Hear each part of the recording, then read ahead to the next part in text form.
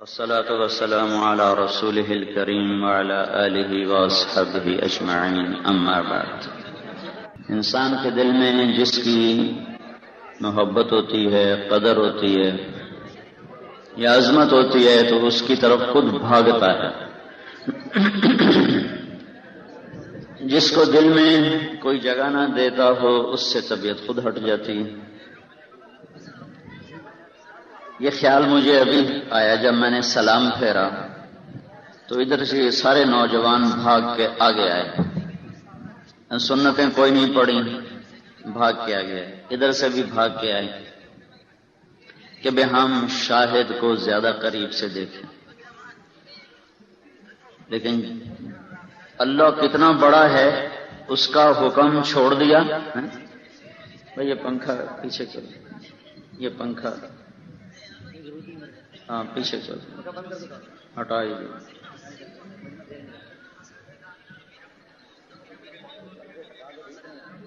کھینچ کے پیچھے کر دو بس۔ اب تو بیٹھو بھائی، اب نظر آ رہا ہے ٹھیک ہے۔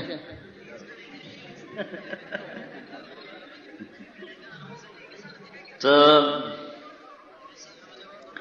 یہ مجمع بھاگ کے آیا، انہوں نے سنتیں چھوڑ دی۔ ایک سجدہ زمین آسمان سے زیادہ قیمتی ہے۔ شاہد آج کرکٹ اچھی کھیلنا بند کر دے، تم لوگ سلام بھی نہیں کرو گے، دیکھنا تو کہو گے تم اس کو انڈے مارو گے، ٹماٹر مارو گے۔ یہ ہوتا ہے جب ٹیم کامیاب ہو کے آتی ہے تو لوگ پھول لے کے کھڑے ہوتے ہیں، جب وہ ہارتے ہیں تو خود بھی اکٹھے نہیں آتے، کوئی کراچی نکل جاتا ہے، کوئی لاہور نکل جاتا ہے، کوئی لندن چلا جاتا ہے، کوئی امریکہ چلا جاتا ہے، کہ ان کو پتا ہے کہ آگے انڈے پڑیں گے اور ٹماٹر پڑیں گے۔ تو چلو مجھے یہ خوشی ہے اس بہانے یہ اتنے نوجوان، یہ بچے سارے مسجد میں آ گئے۔ اللہ نہ کرے میری یہ بات صحیح ہو، غلط ہی ہو، لیکن ایسے ہی بدگمانی ہے کہ بہت سے ایسے ہوں گے جو آج پہلی دفعہ مسجد میں آئے ہوں گے، بے چلو شاہد کو دیکھیں۔ تو میں نے کل بھی کہا بھائی چلو شاہد کی وجہ سے اتنا تو ہوا کہ ہمارے علاقے کے بہت سے نوجوان جنہوں نے کبھی مسجد میں قدم بھی نہیں رکھا تھا وہ بھی مسجد میں آ گئے، کبھی نماز نہیں پڑھی تھی سجدہ دے دیا۔ تو رات میں نے ان سے نماز کا وعدہ لیا وہاں میاں چنو میں۔ تو مجھے ایک محلے کے ساتھی بتا رہے تھے کہ ہمارے محلے سے جتنے نوجوان گئے تھے سب نے واپس آ کے یہ عہد کیا کہ ہم آج کے بعد کم از کم نماز نہیں چھوڑیں گے۔ انہوں نے ڈائریاں بنائی ہیں، نام لکھے، کا جو مسجد میں نہیں آئے گا اس کے بغیر حاضری لگائیں۔ تو میرے محترم بھائی اور دوستو، اللہ تعالیٰ ہے کسی کو شہرت دیتا ہے، کسی کو گمنام کرتا ہے، کسی کو عزت دیتا ہے، کسی کو ذلیل کرتا ہے، کسی کو رزق دیتا ہے، کسی کو تنگی دیتا ہے، کسی کو بادشاہی دیتا ہے، کسی کو فقر دیتا ہے۔ ان ساری شکلوں میں اللہ میرا اور آپ کا امتحان لیتا ہے۔ موت پر آ کر یہ مدت ختم ہو جاتی ہے۔ قبر کے سے پہلے ہی جسم میت بن جاتا ہے۔ میں مکہ میں تھا جب ملک فہد فوت ہو گیا، اس سے پہلے جو بادشاہ تھا، تو اس کی نماز جنازہ ہوئی۔ تو باقی نماز جنازہ تو چارپائی پہ رکھا ہوا آتا ہے، فہد کا جنازہ انہوں نے صف پہ رکھا، چارپائی پہ بھی نہیں تھا، صف کے اوپر اس کا جنازہ رکھا گیا۔ ساری دنیا میں چارپائی ہوتی ہے لیکن اس کا جنازہ انہوں نے زمین پہ، اس کی میت زمین پہ پڑی ہوئی تھی۔ اور جیسے اعلان ہوتا ہے الصلاۃ علی المیت، اس کا بھی یہی اعلان ہوا الصلاۃ علی المیت، کہ ایک مردہ ہے اس کا جنازہ پڑھو۔ تو موت میرے عزیز ہو، میرے بھائی ہو، بادشاہ ہو، مشہور ہو، فقیر ہو، امیر ہو، موت آ کر ایک نیا جہان دکھاتی ہے، جہاں نہ پیسہ چلتا ہے، نہ شہرت چلتی ہے، نہ عزت چلتی ہے، نہ یہاں کے مرتبے چلتے ہیں، وہاں صرف حضرت محمد صلی اللہ علیہ وسلم کی پاک زندگی کا سکہ چلتا ہے۔ جو میں ابھی برطانیہ گیا تھا تو میں وہاں یہ بات روزانہ کہتا تھا کہ بھائی محمدی پاسپورٹ بنوا لو اگر جنت میں جانا ہے۔ وہاں جن پاکستانیوں کو وہاں کا پاسپورٹ مل گیا ہے وہ بڑا فخر کرتے ہیں کہ ہمارا برٹش پاسپورٹ ہے۔ تو اس تاثر میں کہا کرتا تھا بھائیو صرف ایک پاسپورٹ ہے جس پر جنت کا ویزا لگ سکتا ہے، باقی دنیا میں کوئی پاسپورٹ نہیں ہے جس پہ اللہ جنت کا ویزا لگائے گا، اور وہ صرف اور صرف محمدی پاسپورٹ ہے۔ حضرت محمد صلی اللہ علیہ وسلم کی پاک زندگی وہ ہے تمہارے لیے جنت کا پاسپورٹ اور جنت کا راستہ۔ پھر وہ طارق جمیل اپنا لے، شاہد افریدی اپنا لے، وہ ہمارے محلے کا چپڑاسی اپنا لے، یا باہر ریڑھی لگانے والا اپنا لے، جو غلام محمد بنے گا، جو غلام رسول بنے گا، وہ موت کے بعد اپنے پاسپورٹ کے ساتھ جنت میں جا سکتا ہے۔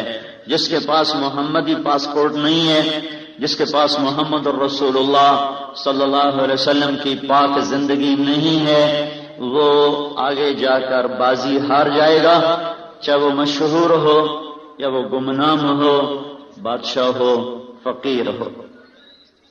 محمود غزنوی نے، محمود ایک بادشاہ گزرا ہے، اس نے 33 سال حکومت کی، اور دنیا میں 4 بڑے لوگ ہیں جنہوں نے دنیا میں سب سے زیادہ ملک فتح کیے، 4 آدمی۔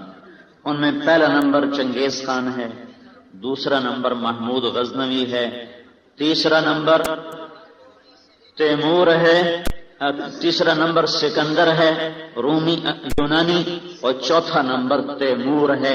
اس میں 2 مسلمان ہیں، 2 کافر ہیں۔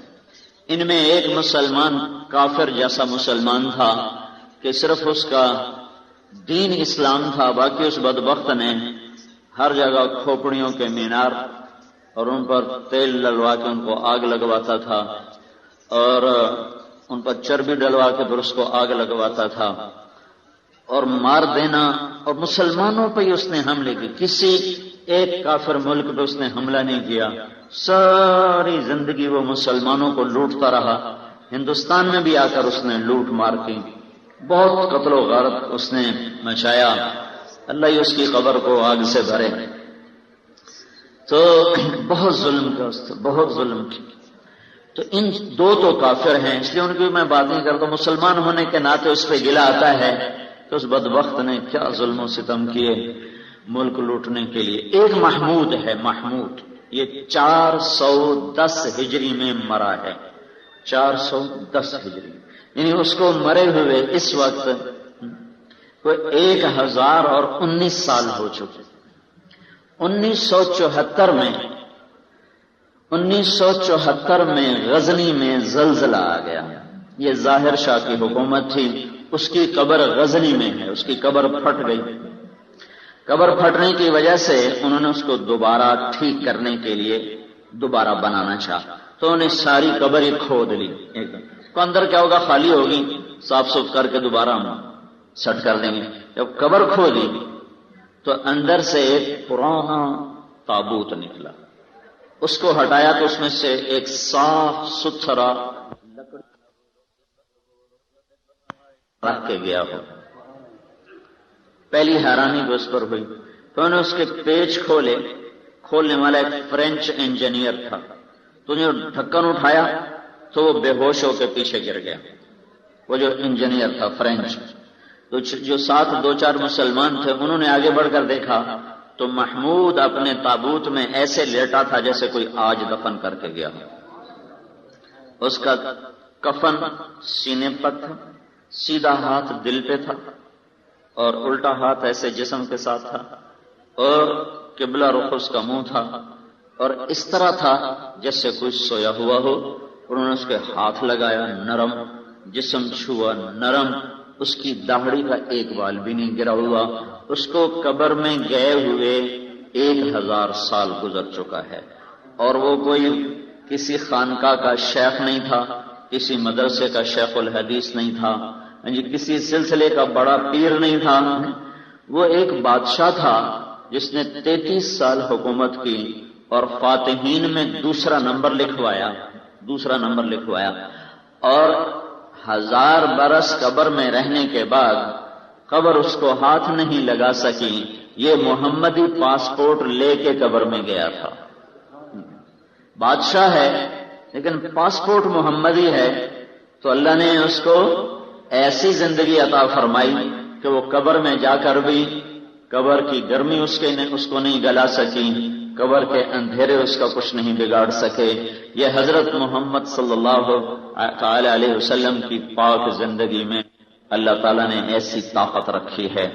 تو میرے بھائیوں، شاہد کے بہانے آپ کو جمع کرنا تھا کہ چلو آپ اتنی بات سن کے جاؤ کہ اللہ کے سامنے ایک دن کھڑے ہونا ہے اور اپنی زندگی کا حساب دینا ہے، اور اچھا کیا تو جزا ملے گی، برا کیا تو سزا ملے گی۔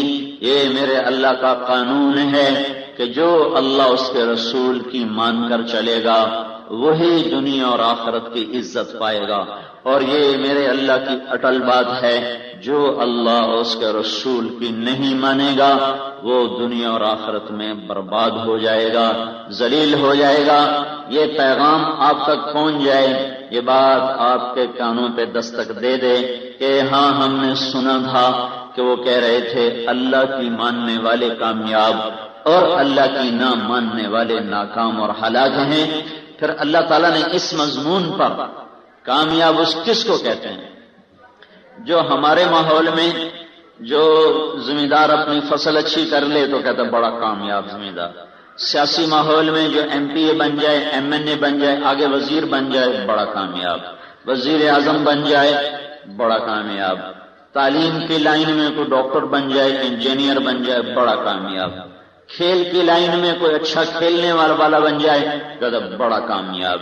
یہ ہے ہماری ساری کامیابی کا مفہوم اور مطلب۔ میرے بھائیو، ایک مطلب میرے اللہ نے بیان کیا ہے، وہ سن لو۔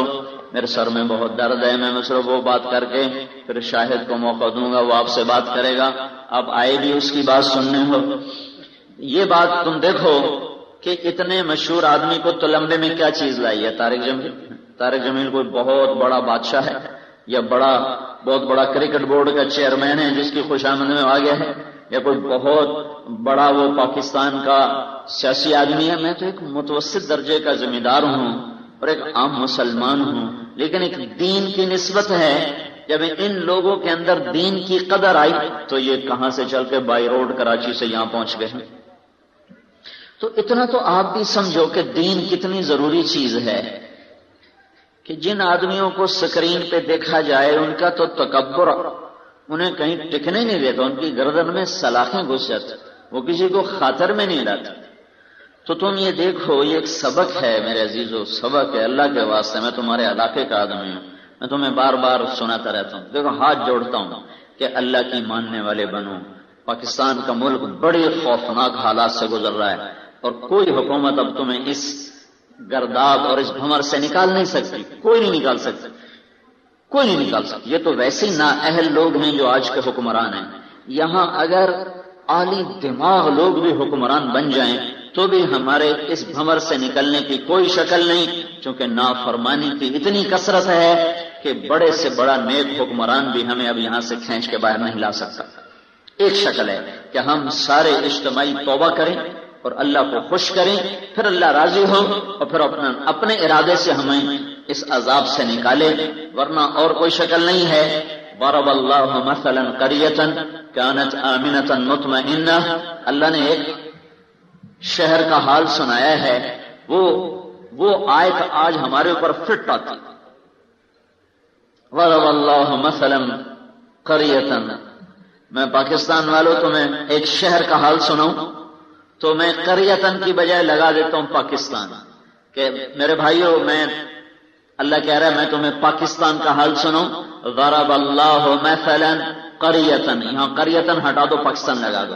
اللہ تمہیں کہانی سناتا ہے پاکستان کی، کانت آمنتن، یہ بڑے امن کا ملک تھا، یہاں عزتوں کا احترام تھا، یہاں غیرت تھی، یہاں رشتوں کی قدر تھی، مطمئن، یہاں اطمینان تھا، کوئی چوری ڈاکے کا خطرہ نہ تھا، کوئی لوٹ مار کا خطرہ نہ تھا۔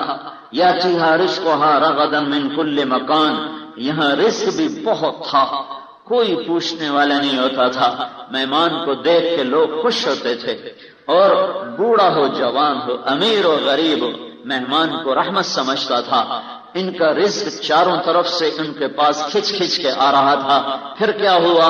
فکفرت بانعم اللہ، پھر وہ میرے شکر گزار بننے کی بجائے میرے نافرمان بن گئے۔ کفرت، ناشکر ہوئے میری نعمتوں کے، بانعم اللہ، پھر میری نعمتوں کے ناشکر ہوئے۔ پھر میں نے کیا کیا؟ فاذاقها اللہ لباس الخوف والجوع، تو پھر میں نے انہیں بھوک اور خوف کا کرتا پہنا دیا ہے، میں نے انہیں خوف کا اور بھوک کا لباس پہنا دیا۔ خوف دل میں ہوتا ہے، اگر پورے جسم میں ہو تو کیا حال ہوگا؟ بھوک معدے میں ہوتی ہے، اگر پورے جسم میں ہو تو کیا حال ہوگا؟ تو میرا اللہ کہتا ہے انہوں نے کیا کیا؟ نافرمانی کی، انہوں نے کیسے ناشکری کی؟ فکفرت بانعم اللہ۔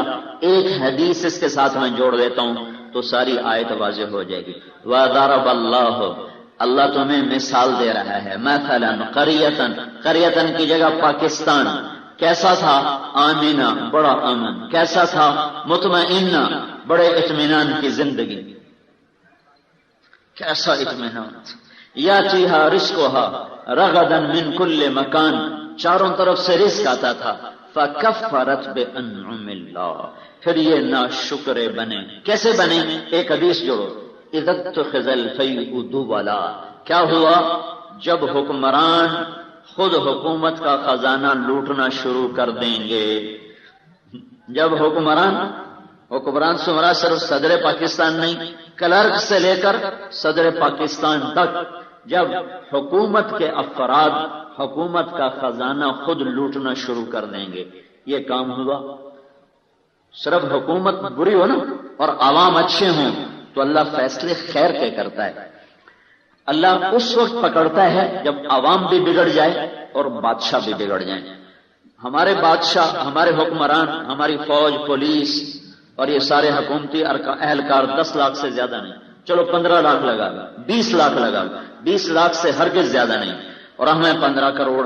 اگر 20 لاکھ سارے فرعون ہوں اور 14 کروڑ 80 لاکھ صحیح ہوں تو اللہ تعالیٰ تو یہاں آسمان زمین کے برکتوں کے دروازے کھول دے۔ وہ بھی خراب ہیں، ہم بھی خراب ہیں۔ تو اب پہلے حکمرانوں کی بات آئی کہ جب حکمران طبقہ یعنی کلرک بھی حکمران ہے اور سپاہی بھی حکمران ہے، تھانے دار بھی حکمران ہے، ڈی ایس پی بھی حکمران ہے، حکومت الگ الگ، جب یہ خود لوٹنا شروع کریں گے، وز امانت و مغنمہ۔ اب عوام کی بات آئی، جب لوگ امانتیں خود کھا جائیں گے، امانتیں خود کھا جائیں گے، امانت رکھی جائے گی، ہڑپ کر جائیں گے۔ اگلی والزکات و مغرمہ، پیسے والے لوگ زکات دینا چھوڑ دیں گے، مالدار لوگ زکات نہیں دیں۔ زمینداروں کو تو پتہ نہیں عشر ہوتا کیا، تو دے کون؟ ہمارے زمینداروں کو پتہ بھی نہیں ہے کہ فصل پہ بھی اللہ نے زکات رکھی ہے، تو دے گا کون؟ والزکات و مغرمہ، مال والے زکات دینا چھوڑ دیں گے۔ وتعلم لغیر الدین، اور علماء اللہ سے جڑنے کی بجائے بادشاہوں سے جڑنا شروع کر دیں گے، اللہ کے سامنے جھکنے کی بجائے بادشاہوں کی چوکھٹ پہ سجدے شروع کر دیں گے۔ ہر طبقے کی برائی میرا نبی بتاتا جا رہا ہے کہ پھر کیا ہوا؟ پاکستان تو بڑا اچھا تھا، پھر یہ نافرمان ہو، وہ نافرمانی کیسی ہوئی؟ 4 باتیں آ گئیں۔ پھر کیا ہوا؟ وَأَطَاعَ الرَّجُلُ زَوْجَتَهُ، لوگوں نے بیویوں کی فرما برداری شروع کر دی۔ وَعَقَّ أُمَّهُ، اور ماؤں کے نافرمان ہو گئے۔ وَأَدْنَى صَدِيقَهُ، دوست کا استقبال کیا۔ وَأَقْصَى أَبَاهُ، اور باپ کے بدتمیز ہو گئے، باپ کی بےعزتی، دوست کی عزت۔ اور کیا ہوا؟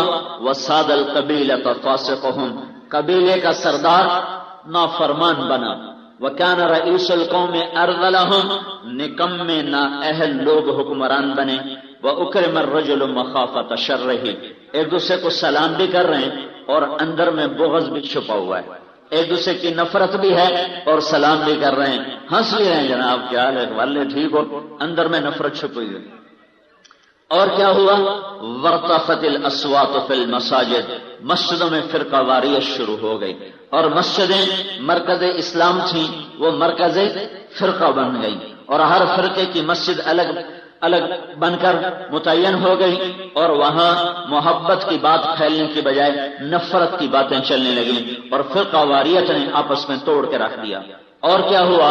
وظہرت الکائنات والمعازف، اور موسیقی عام ہو گئی، مامو شیر بازار میں گانا ہی گانا، اور یہ تلمبے کے چوک میں گانا ہی گانا، ہوٹلوں پہ گانا، گاڑیوں میں گانا، بسوں میں گانا، موٹروں میں گانا، موٹر سائیکل پہ ٹریکٹر والے بے وقوف خود کچھ نہیں سنتے، دعائیں نہیں سنائی جاندے، یعنی کہ وہ یہ چگل جہان دے بنا مرادو اور تنو آپ تو سنیں دی کا کوئی نہیں، ٹریکٹر تے ٹرالی دی گھاں گھاں میں تو کی سننا، سارا جگ جہان سنی جاندا ہے، آپ انہوں ایک شے نہیں سنیں دی بھائی تو سارے جہان میں سنائی جاندا ہے، ٹریکٹراں تے بھی گانے لگے ہوئے، ٹرالیاں تے کھوتے ریڑیاں تے گانے لگے ہوئے۔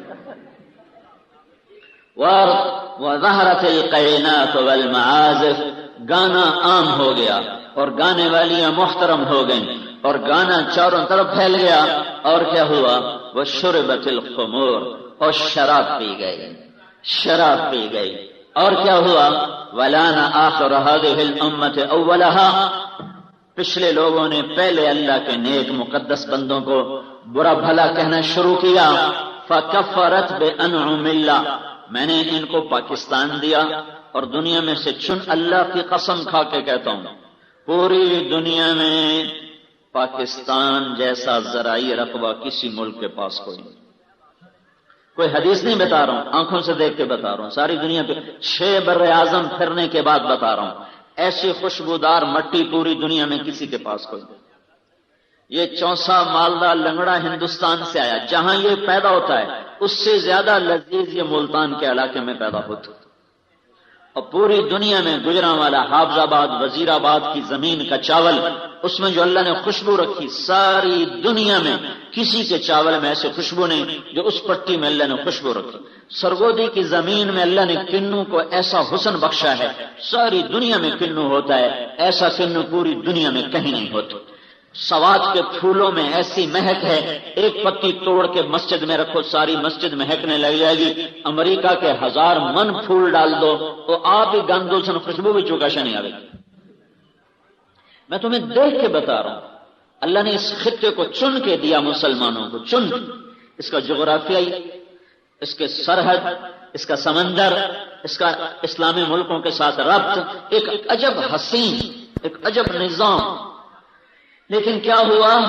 دوبارہ سنو، حکمرانوں نے پیسہ خود کھایا، امانت دار امانت کھا گئے، مالداروں نے زکوٰۃ دینا چھوڑی، علماء نے بادشاہوں سے تعلق بڑھانے شروع کیے، اللہ سے تعلق توڑ دیے۔ اس سے مراد ہر ایک نہیں، سنو، یہ 5 انگلیاں برابر نہیں، ہر ایک نہیں، اکثریت، یہ اکثریت کی بات ہو رہی۔ بیویوں کے فرما بردار ہو گئے، ماؤں کے نافرمان ہو گئے، دوست کو عزت دی، باپ کو گالیاں دی، دھکے دیے، قبیلے کا سردار نافرمان، حکومت نکمے ذلیل انسانوں کے ہاتھ میں، ایک دوسرے کو سلام کریں دل میں بغض رکھ کر، مسجدوں میں فرقہ واریت، گانا بجانا عام، شراب عام ہوئی، شراب پی جانے لگی، بیچنے والا بھی مسلمان اور بنانے والا بھی مسلمان، اور آج کے لوگوں نے پہلے لوگوں کو برا بھلا کہا۔ یہ سب کچھ پاکستان میں ہو رہا ہے یا نہیں ہو رہا؟ فکفرت بانعم اللہ، میں نے پاکستان دیا، انہوں نے یہ کر دیا، پھر میں نے کیا کیا؟ فاذاقها اللہ، پھر میں نے انہیں مزہ چکھایا، کس کا؟ لباس الخوف، میں نے انہیں بھوک کا لباس پہنا دیا۔ ہمارے بادشاہ بھی ڈرے ہوئے، ہمارے غریب بھی ڈرے، دیکھو نا، ہم میں کہتا ہوں حکومتوں کے خلاف جلوس نکالنے چھوڑ دو، ڈرا ہوا تمہیں امن دیکھ سکتا ہے، بھوکا تمہیں روٹی دے سکتا ہے، خوف زدہ تمہارے خوف دور کر سکتا ہے، وہ تو خود بھوکے، وہ خود خوف زدہ، خود بے امن، تمہیں کیسے امن دیں گے؟ اللہ سے جوڑ بٹھاؤ، اللہ سے جوڑ بٹھاؤ، اللہ سے جوڑ بٹھاؤ، وہ ہر جگہ تمہارے ساتھ، تمہاری شارک سے قریب، اس کے وہ ساتھی بنا لو تو نیچے سے لے کر اوپر تک سارے نظام تو اللہ چلاتا اور بناتا ہے۔ ابھی یہ آئے میرے نافرمان ہوئے، پھر میں نے انہیں خوف اور بھوک کا لباس پہنا دیا۔ جتنے ہمارے بادشاہ خوف زدہ ہیں اتنے ہم نہیں، جتنے ہمارے افسر خوف زدہ ہیں اتنے ہم نہیں ہیں، جتنے ہمارے وزیر خوف زدہ ہیں اتنے ہم نہیں ہیں۔ تو میرے بھائیوں جو خود ڈرے ہوئے ہوں وہ لوگوں کو کیا امن دیں گے؟ لہذا یہ ایک آیت اس وقت پکار کے کہہ رہی ہے کہ پاکستان والوں توبہ کرو، اللہ کو راضی کرو. ہم آخری بازی کھیل رہے ہیں، یہ بھی ہار گئے تو اس کے بعد ہمارے لیے گنجائش کوئی نہیں ہے خطا کی. میرا اللہ قرآن میں بتا رہا ہے میں نے قوموں کو مٹا دیا. کب؟ جب وہ اہل نہ رہے میں نے مٹا دیا. تو اس وقت میرے بھائیو دنیا کا سب سے بڑا ویلفیئر کام، دنیا کا سب سے بڑا سوشل کام ہے لوگوں سے توبہ کراؤ. خود توبہ کرو، لوگوں سے توبہ کراؤ. کہیں اس غفلت میں کوئی اور نظام چلا تو کوئی بھی اس سے روک نہ سکے گا. اس وقت میرے اللہ کی ناراضگی کے آثار ہیں، انہیں اس کو راضی کرنا ہے تو سب طرف سے توجہ ہٹا کر ایک اللہ کی رضا کو حاصل کرنے کے لیے اپنا زور لگاؤ. اور لوگوں کے بھی تم سب نوجوان آئے بیٹھے ہو، تمہارے سامنے ہاتھ جوڑتا ہوں، ماں باپ کی نافرمانی سے توبہ کرو. گانے سننے سے، ننگی فلمیں دیکھنے سے، آج ساری رات ننگے ناچ دیکھے جاتے ہیں، ننگی فلمیں دیکھی جاتی ہیں. مجھے بتاؤ میرے اللہ کا غضب نہ آئے تو کیا آئے؟ یہ تم اسلام آباد میں شیخ عبد القادر جیلانی کو بھی بادشاہ بنا دو تو بھی تلمبے کی تقدیر نہیں پلٹ سکتی.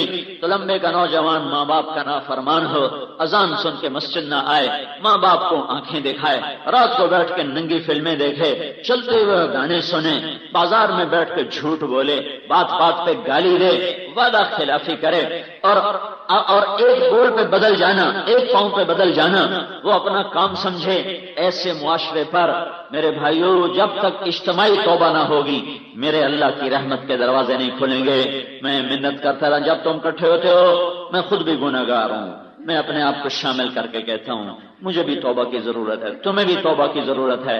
اللہ کے واسطے، اللہ کے رسول کے واسطے توبہ کرو.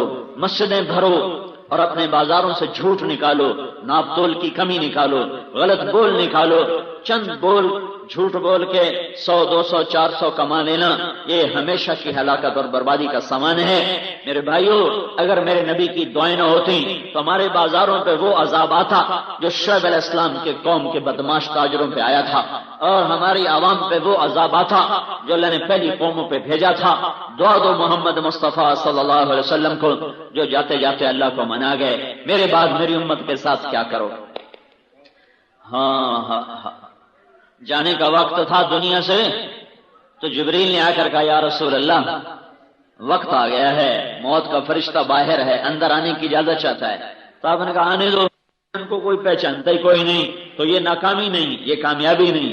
اللہ تعالیٰ نے اس مضمون کو سمجھانے کے لیے جتنا زور قرآن میں دکھایا ہے اتنا پورے قرآن میں کسی بات پہ زور نہیں دکھایا کہ دنیا شروع سے اس دھوکے میں چلی آئی کہ وہ عزت اور دولت اور شہرت کو کامیابی سمجھتے ہیں اور کچھ نہ ملنے کو ناکامی سمجھتے ہیں.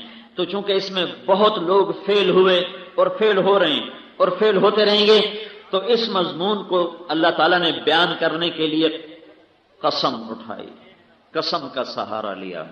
میرے اللہ کو قسم اٹھانے کی ضرورت کوئی نہیں ہے. وہ کہتا ہے الف لام میم ذالک الکتاب لا ریب فیہ. کہتا میری بات قسم سے بالا تر، شک و شبہ سے بالا تر. اس کے بعد اگر اللہ ایک بھی قسم اٹھا دے تو بہت عظیم ہے، 2 اٹھا دے تو اس سے عظیم، 3 اٹھا دے تو اس سے عظیم. لیکن سنو میں کیا کہہ رہا ہوں، کون ہے کامیاب، کون ہے ناکام؟ اس پر اللہ نے 7 قسمیں اٹھائی ہیں. 7 کتنی بھائی؟ 7 قسمیں. 7 اللہ بغیر قسم کے بھی کہہ دیتا، ہمیں اعتبار تھا. پھر اللہ ایک قسم اٹھاتا بات اور وزنی ہو جاتی. 7 قسمیں کہ والشمس وضحاها والقمر اذا تلاها والنهار اذا جلاها والليل اذا يغشاها والسماء وما بناها والارض وما طحاها ونفس وما سواها فألهمها فجورها وتقواها. یہ 7 قسمیں آگے میرے بندو طلبے والو. مجھے سورج اور اس کی روشنی کی قسم، پیچھے آنے والے چاند کی قسم، روشن کرنے والے دن کی قسم، چھا جانے والی رات کی قسم. 4 قسمیں. 3 میں اب اپنے آپ کو شامل کیا. آسمان کے بنانے والے کی قسم، زمین کے بنانے والے کی قسم. پھر اللہ میری طرف متوجہ ہوا، اے انسان مجھے تیری جان، مجھے سورج اور اس کی روشنی کی قسم، پیچھے آنے والے چاند کی قسم، روشن کرنے والے دن کی قسم، چھا جانے والی رات کی قسم. 4 قسمیں، 3 میں اب اپنے آپ کو شامل کیا. آسمان کے بنانے والے کی قسم، زمین کے بنانے والے کی قسم. پھر اللہ میری طرف متوجہ ہوا، اے انسان مجھے تیری جان اور تیری جان کے بنانے والے رب کی قسم. اب تو میری سن میں کیا کہہ رہا ہوں. تم انسانی فطرت دیکھو، اگر کوئی آ کر تمہارے سامنے قسمیں اٹھانا شروع کر دے، او بھائی طارق جمیل، اللہ کی قسم، مولا کی قسم، رب کی قسم، قرآن کی قسم، تو تم پریشانی ہو جاؤ گے. میاں گل کی ہے، گلتا 10 اللہ دا بندہ کی آخی جانا ہے، میں نے یہ تو باہر ہے تو گلتا 10 گل کی ہے تو گلتا کرے کوئی نہ تو قسمیں چاہی جاوے تو کیسا عجب معاملہ ہوگا. تو اللہ نے بات تو بتائی نہیں ہے، بات نہیں بتائی، پہلے شروع ہو گیا. تو لمبے والو، مجھے سورج کی قسم، مجھے چاند کی قسم، مجھے دن کی قسم، مجھے رات کی قسم، مجھے آسمان کی قسم، اس کے رب کی قسم، مجھے زمین کی قسم، اس کے رب کی قسم، مجھے تیری جان کی قسم، اس کے رب کی قسم. یا اللہ گل کی ہے، گلتا 10 ساڑا دماغ چکر کھا گیا. مولا گل کی گلتا 10 تو قسم ہی چاہیے نا کہ گل میری ہیک ہے. من دساہا، یہ اپنے آپ کو پاک کرو گے تو کامیاب ہو، اور اپنے آپ کو گناہوں میں غلیظ کر کے ڈبو دو گے تو ناکام ہو. ایس گل کے 7 قسم اللہ چاہیے. طارق جمیل کی شہرت کامیابی نہیں ہے، شاہد افریدی کی شہرت کامیابی نہیں ہے. کامیابی کیا ہے؟ سر سے لے کر پاؤں تک قد افلح من زکاہا، اسے پاک کرو تو تم کامیاب. اگر تم نے اسے گندا کر دیا تو تم ناکام. یہ پاک کیسے ہوتا ہے؟ یہ محمد مصطفیٰ کی غلامی سے پاک ہوتا ہے. یہ وجود کب پاک ہوتا ہے؟ جب یہ محمدی سانچے میں ڈھلتا ہے. کپڑا کب پاک ہوتا ہے؟ جب وہ پانی میں جاتا ہے. یہ وجود کب پاک ہوتا ہے؟ جب یہ محمدی سانچے میں ڈھلتا ہے، اندر اور باہر یہ پاک ہو جاتا ہے. یہ کب ناپاک ہوتا ہے؟ جب یہ محمدی سانچے کو توڑتا ہے اور نفس و شیطان کی غلامی میں آتا ہے. نظر ناپاک، کان ناپاک، زبان ناپاک، ہاتھ گندے، پاؤں گندے، ہر طرف غلاظت ہی غلاظت. تو میرے اللہ نے کہا میرے بندو میری سنو والشمس وضحاہا. یہ پتہ کیا صورت ہے؟ اللہ کا میرا بندہ مجھے سورج کی قسم، کامیاب وہ ہے جس نے اپنے آپ کو پاک کیا، ناکام وہ ہے جس نے اپنے آپ کو گندا کیا. سمجھو؟ کہتا نہیں میری تو سمجھ کوئی نہیں آیا. پھر اللہ کہتا ہے والقمر اذا تلاہا، مجھے اس چاند کی قسم، کامیاب وہ ہے جس تو پاک کیا، ناکام وہ ہے جس نے اسے گندا کیا. ہوں سمجھیں؟ نہیں میری سمجھ کوئی نہیں آیا. پھر اللہ کہتا ہے اچھا والنہار اذا جلاہا، مجھے دن کی قسم، کامیاب وہ ہے جو پاک ہوا، ناکام وہ ہے جو گناہوں سے گندا ہوا. سمجھو کہ نہیں؟ وہ کہتا واللیل اذا یغشاہا، مجھے رات کی قسم، جب وہ چھا جاتی ہے. کامیاب کون ہے؟ جو پاک ہوا. ناکام کون ہے؟ جو گناہوں میں گندا ہوا. سمجھو؟ نہیں اللہ حال بھی سر نہیں لگی. پھر اللہ 5ویں قسم اٹھاتا والسماء بنا وما بناہا، مجھے آسمان اور اس کے رب کی قسم. اب سمجھو کہ نہیں حال بھی میری سمجھ نہیں آئی. پھر کہتا والارض وما طحاہا، مجھے زمین اور اس کے بچھانے والے کی قسم. کامیاب کون؟ اپنے آپ کو پاک کرنے والا. ناکام کون؟ اپنے آپ کو گندا کرنے والا. سمجھیں؟ نہیں. پھر اللہ آخری قسم اٹھاتا ہے جو بڑے جذبات کیا ہے کہ اچھا میرا بندہ مجھے تیری جان کی قسم. اب تو سمجھ، یہ محبت کی آخری شے ہوتی ہے. جب آدمی کسی کی قسم اٹھاتا ہے کہتا مجھے تیری جان کی قسم. تو میرا اللہ کہہ رہا ہے میرے بندے مجھے تیری جان کی قسم، تیرے رب کی قسم. کامیاب کون ہے؟ جو میری مانے اور پاک ہو جائے. ناکام کون ہے؟ جو شیطان کی مانے اور ہلاک ہو جائے. یہ سورۃ والشمس ہے. اور شریعت کا قاعدہ ہے قسم اٹھاؤ تو پھر گواہ کی ضرورت نہیں، گواہ لگ جائیں تو قسم کی ضرورت نہیں. البینۃ علی المدعی والیمین علی من انکر، میرا دعویٰ ہے تو میں گواہ پیش کروں گا، پھر قسم نہیں ہوگی. اور اگر میرے پاس گواہ نہیں ہے تو وہ قسم اٹھائے گا تو پھر گواہی کی ضرورت نہیں ہے. تو یہاں میرے اللہ نے قسمیں بھی اٹھائیں اور گواہ بھی پیش کی، دونوں کام. پہلے قسمیں اٹھائیں والشمس وضحاها والقمر اذا تلاها والنهار اذا جلاها والليل اذا يغشاها والسماء وما بناها والارض وما طحاها ونفس وما سواها. 7 قسمیں. کامیاب کون ہے؟ تو لمبے میں کون کامیاب ہوگا؟ جو اپنے آپ کو پاک کر لے، چاہے اسے پڑوسی بھی نہ جانتا. اور ناکام کون ہوگا؟ جو اپنے آپ کو گندا کر لے نافرمانی سے گناہوں سے، چاہے ساری دنیا کا بادشاہ کیوں نہ ہو۔ جب یہ قسموں کے بعد بات تھی تو اب گواہ کی ضرورت نہیں تھی، پر اللہ نے کہا شاید تمہیں میری قسموں کا اعتبار نہ ہو تو کذبت ثمود بطغواہا، یہ ایک قوم تمہارے سامنے بطور گواہ پیش کرتا ہوں۔ یہ قوم تھی بڑی طاقتور، انہوں نے مجھے ٹھکرایا تھا اور میرے نبی کا حکم توڑا تھا، انہوں نے اس کی اونٹنی کو کاٹ دیا تھا اور ان کا نبی ان کو سمجھاتا رہا، وہ نہ سمجھے۔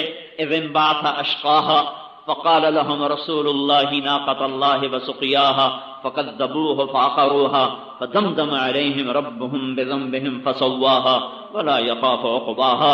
یہ میری گواہی ہے کہ یہ قوم تھی جو اردن میں آباد تھی، تبوک تک آتی تھی، انہوں نے مجھے ٹھکرایا، میرے حکموں کو ٹھکرایا، میرے نبی کو ٹھکرایا، اور میں نے جو اونٹنی معجزے کے طور پہ دی تھی اسے قتل کیا تو میں نے ان پہ عذاب کا کوڑا برسایا اور فرشتے کی چیخ آئی، ان کے کلیجے پھٹ گئے۔ یہ بڑی طاقتور صورت ہے جو پورے قرآن کو حسین انداز میں آپ کے سامنے پیش کر رہی ہے۔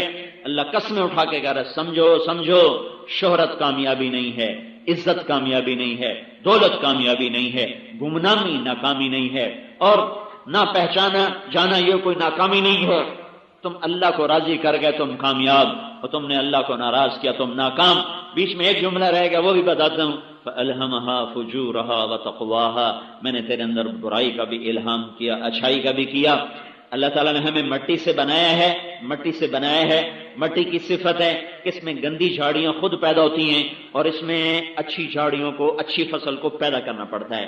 مٹی میں جنگل اپنے آپ پیدا ہوتا ہے اور اس میں کپاس کو، گندم کو، چنے کو، جوار کو، باجرے کو، موٹ کو، مٹر کو اور یہ کماد کو، باغ کو، آم کو، کنو کو، مالٹے کو پیدا کرنا پڑتا ہے۔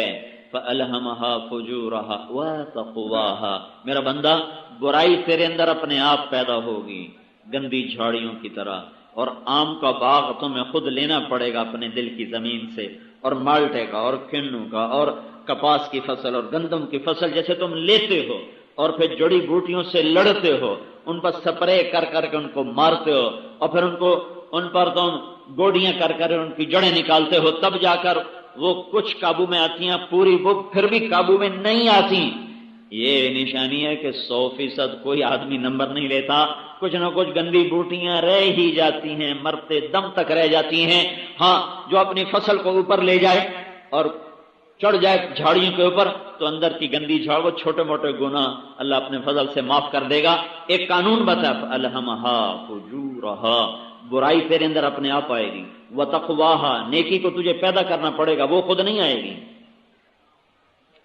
نماز نہ پڑھنے کی کوئی کوشش نہیں، نماز پڑھنے کی کوشش ہے، سمجھو۔ روزہ نہ رکھنے کی کوئی محنت نہیں، روزہ رکھنے کی محنت ہے۔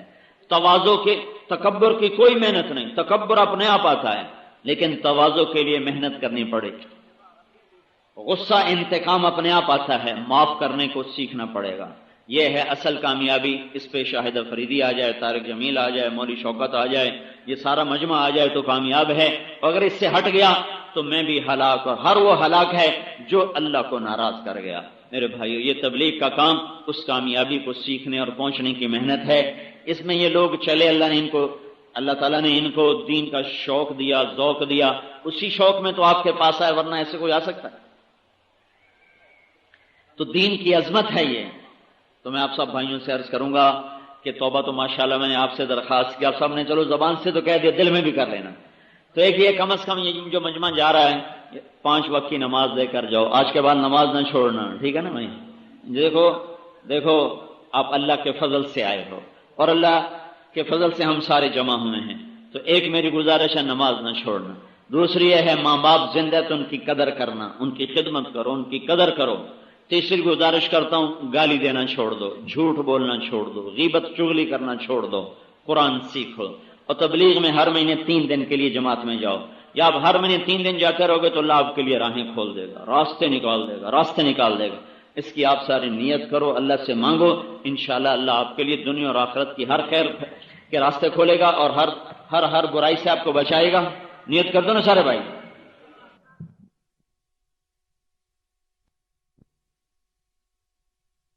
حضرت مولانا طارق جمیل صاحب دامت برکاتہم بیان فرما رہے تھے۔ موضوع تھا دین کی محنت۔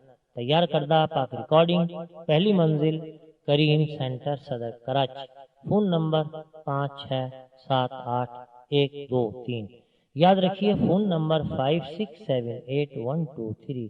اب مشہور کرکٹر شاہد آفریدی کا بیان سماعت فرمائیے۔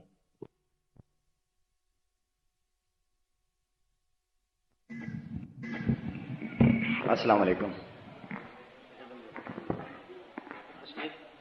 یہاں آنے سے پہلے مولانا صاحب کی طبیعت بہت زیادہ خراب تھی، اللہ صحت دے انہیں۔ تو مولانا صاحب نے مجھ سے کہا کہ آفریدی تم نے نا میری جگہ بیان کرنا 1 گھنٹے کا کر لو گے؟ میں نے 1 گھنٹے کا بیان تو میں کتاب سے دیکھ کے بھی نہیں کر سکتا، تو فی الحال تو میں وہاں سے گھر سے لے کر یہاں تک صرف یہی دعا کرتا رہا کہ اللہ انہیں صحت دے اور ان کا بیان میں خود سنوں اور لوگ بھی سنیں انہیں، جس کی وجہ سے مجمع جمع ہوا ہے۔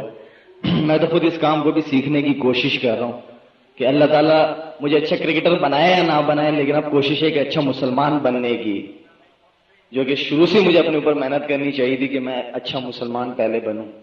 کلمہ تو پڑھ لیا لا الہ الا اللہ محمد رسول اللہ، لیکن اس کلمے کو دل میں نہیں اتارا میں نے، اس کلمے پہ یقین کہ ہر چیز جو کچھ ہوتا ہے وہ اللہ سے ہوتا ہے۔ اگر دیکھا جائے تو اللہ تعالیٰ نے ہمیں کن کن نعمتوں سے نوازا ہے، چاند، سورج، سمندر، پھل پھول، کھانے کو تو ہم بریانیاں کھاتے ہیں، کڑھائیاں کھاتے ہیں، لیکن یہ نہیں دیکھتے کہ اللہ تعالیٰ کی کتنی نعمتوں سے مل کے وہ کڑھائی اور بریانی بنی ہے۔ تو اللہ تعالیٰ نے ہمیں ہر قسم کی نعمتوں سے نوازا ہے۔ تو ہمیں اللہ تعالیٰ نے اپنے لیے پیدا کیا ہے، اپنی عبادت کے لیے۔ اگر ہمیں یہ ساری نعمتیں ہوں اور ہمیں ہم لوگوں کو اس کائنات سے ہٹا دیا جائے تو ان نعمتوں کا کوئی فائدہ نہیں۔